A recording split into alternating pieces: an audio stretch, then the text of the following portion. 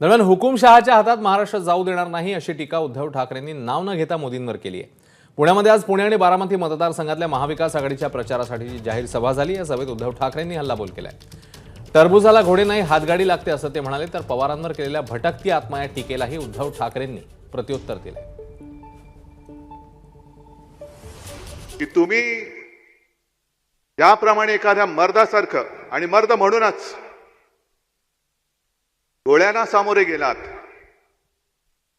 आम्ही आता हा जो हुकुमशाह महाराष्ट्रामध्ये फिरतोय त्याच्या कचाट्यात तुम्ही आम्हाला मिळवून दिलेला महाराष्ट्र काही झालं प्राण गेला तरी 72 पण आम्ही महाराष्ट्र त्याच्या हातात जाऊ देणार नाही। काल पुण्यामध्ये सभा झाली, ठिकाण योग्य होतं, रेसकोर्स।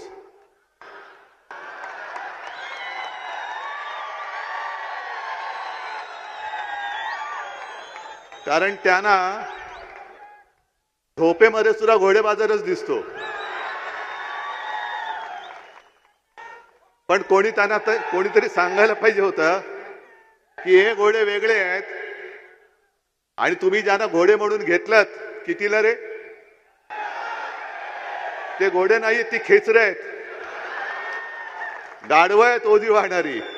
त्याला घोडा नाही लागत नाही, म्हणजे टरबुजाला हातगाडी लागते, हातगाडी।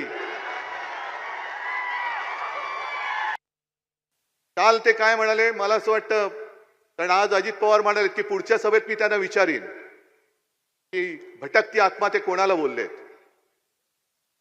आहेत भटकती आत्मा तुम्ही कोणाला बोललात? पवार साहेबांना बोललात? मग जसे भटकती आत्मा असते ना, तसं काही एक वखवकलेला आत्मा सुद्धा असतो, बुभुक्षित आत्मा असतो।